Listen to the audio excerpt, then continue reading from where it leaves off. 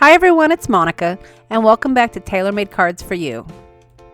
Today I'm going to be showing you how to create a background using 3 Adirondack earth tone inks and some blue painter's tape. Now this may be a technique that you've seen before, but it's new to me. So I thought I would go ahead and share it with you because I really like the effect that I was able to create using this blue painter's tape.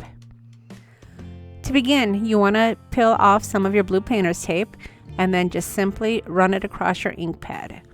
You want to make sure you have enough ink because you're going to be adding the blue tape across your white paper 3 times. You want to kind of go for an ombre effect, so even though it's getting lighter, that's really the desired look that you're going to want to be able to capture. Now, creating this background, you want to make sure that you do work with 3 colors that kind of complement each other. At the end of the day, you are going to have a finished background, so you want to make sure you don't have earth tones necessarily working with your brights. Now, whenever I am creating backgrounds, I typically do like to start out with a piece of white cardstock that's going to be a little bit bigger than my finished item.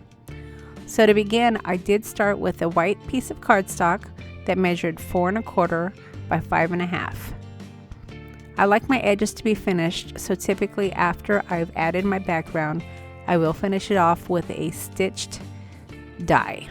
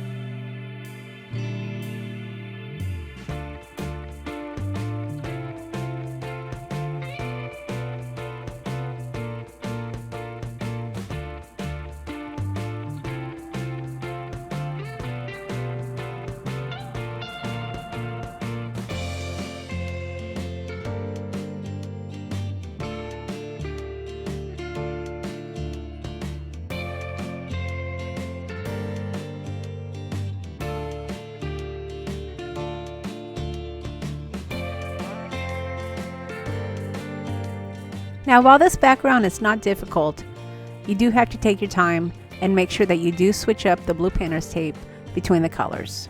You don't want to contaminate your colors because that would mess up your ink pads and it would create probably a contaminated look. Once I was finished adding all the ink, I did use my heating tool to dry the ink, and then I ran it through my Bake Shot using my rectangular die stitch.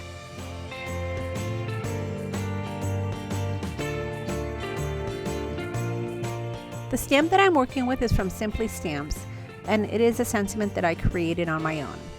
It reads, "It never gets easier, you just get better." And I thought this was a perfect sentiment for any inspirational card.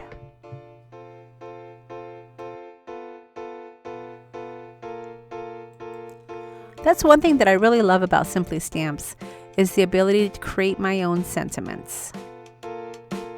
You can order your stamps mounted or unmounted. And although I did order this particular stamp mounted on a wooden block, it was easily removable to be able to use it with my Misty or with any clear acrylic block.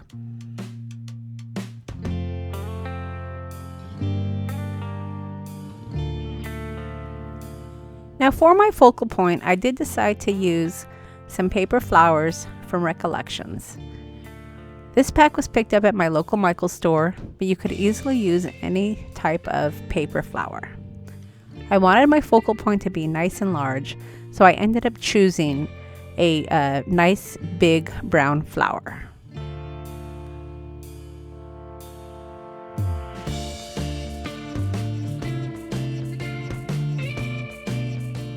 Before adhering my paper flower with some glue, I did add my background to some brown cardstock. Now I know that the flower would create some wonderful texture, but I ended up actually still adding a little bit of twine behind the flower just to give it a little bit more texture and create more of a rustic vintage look.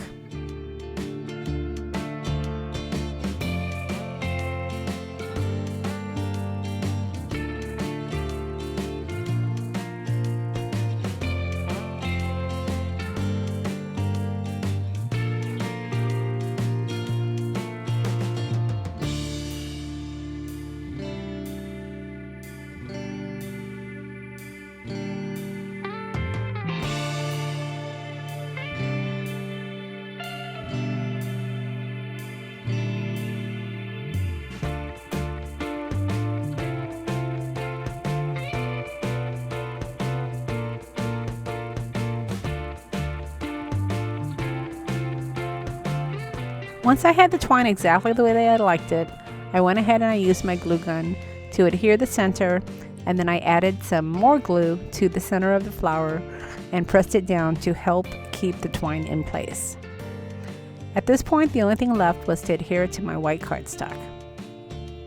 So I hope that you like this technique, and if it's something that you've never seen before, I would love for you to leave a comment and let me know what you thought of it. If you haven't subscribed to my channel yet, I would love to have you, so don't forget to hit that subscribe button before you head out tonight. And as always, I will leave a list of all the products that I've used to create this card. Right, everyone, thanks for stopping by, and we'll see you again next time.